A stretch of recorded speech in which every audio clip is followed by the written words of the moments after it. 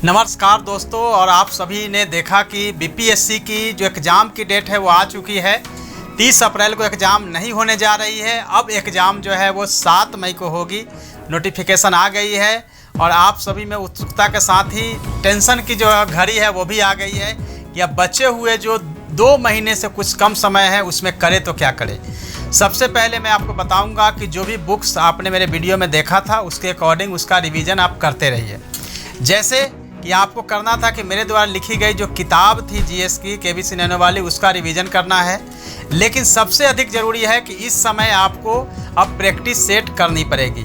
और पहले भी मैंने बताया था कि मेरी जो बुक है वो प्रभात पब्लिकेशन से ये बुक आई थी 20 प्रैक्टिस सेट की, जिसको कि आप लोगों ने किया है और जिन्होंने नहीं किया है उसको करें। कम से कम 2 टाइम्स आपको इसको करने की ज़रूरत है, क्योंकि अगर प्रैक्टिस सेट अगर आप करते रहेंगे तो आपको एक आइडिया लगेगा कि कितना आपका सही हो रहा है। पिछली बार मैंने आपको बताया था कि यदि 90 अगर आपका सही होता है तो एग्जामिनेशन हॉल में 100+ होगा, और इस बार जो कट ऑफ है वो 100 से ज़्यादा नहीं होने वाली है। जो कैटेगरी में है उनका 90 से अधिक नहीं होने वाली है, यानी कि कट ऑफ के हिसाब से भी कम होना है। रिजल्ट भी 9.5 से 10,000 फिल्म्स के रिजल्ट आने हैं। ऐसे में आपके बचे हुए समय में आप अल्टरनेट डे या पर डे कम से कम एक प्रैक्टिस सेट ज़रूर करें। यह मैंने जो बुक लिखी है काफ़ी मेहनत के बाद तैयार किया गया है। लेकिन जो इंग्लिश मीडियम के स्टूडेंट हैं वो कहते हैं कि हमारे लिए आपने सर कुछ नहीं किया है, तो इंग्लिश की भी जो बुक है वो भी लॉन्च हो चुकी है।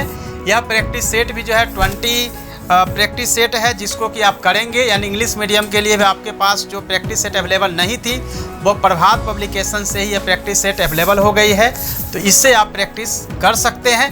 साथ ही जो लोग अभी बिगिनर है, जिन्होंने अभी प्रिपरेशन शुरू ही की है और उनको ऐसा लगता है कि हमें अभी कहाँ से शुरू करनी चाहिए, तो जैसा कि मैंने आपको पहले बताया था कि सिलेबस और क्वेश्चन बैंक को देखना है। सिलेबस यदि फादर है तो क्वेश्चन बैंक मदर है।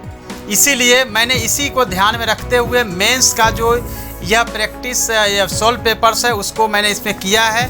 तो आप सबसे पहले प्रभात पब्लिकेशन की यह किताब जो प्रैक्टिस सेट इंग्लिश मीडियम के लिए आई है और हिंदी में भी 2 दिनों में लॉन्च हो जाएगी, तो इससे आप प्रैक्टिस शुरू करें। पहले आप अपनी तैयारी जो है मेंस से शुरू करें तो आपकी तैयारी जो है सही डायरेक्शन में जा पाएगी। जिनको 68 या 69 देनी है, जो अंडर पीजी अभी ग्रेजुएट कर रहे हैं, जिन्होंने अभी ग्रेजुएशन नहीं किया है, तो वैसे जो कैंडिडेट्स हैं उनके लिए मैं कहूँगा कि आप इस बुक को एक बार ज़रूर देखें, क्योंकि इससे आपको एक आइडिया लगेगा कि किस तरह से मेंस एग्ज़ाम को लिखना चाहिए। आपकी राइटिंग स्किल को बेटर करने के लिए यह बुक आई है।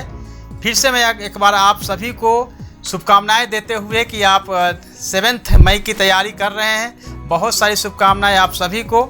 लेकिन इतना ज़रूर कहूँगा कि अपनी तैयारी जो है उसकी गति को बढ़ाइए। 8 से 10 घंटा आपको पढ़ना है, लेकिन आपको थिंकिंग भी करनी है। ख़ास तौर से जो मैं फिर से रिपीट करूँगा, हिस्ट्री पे फोकस करना है, करेंट अफेयर्स पे फोकस करना है, आपको बिहार स्पेशल जो उस पर फोकस करना है, साइंस देखना है, ज्योग्राफी देखनी है। ये 5 सेक्शन अगर आप करते हैं तो आपका प्रीलिम्स जो है 100% होगा। लेकिन इसमें भी बिहार स्पेशल और करेंट अफेयर्स को बहुत अच्छे से करना है, क्योंकि सभी के सभी जो कैंडिडेट्स होते हैं इसी में लीड करते हैं।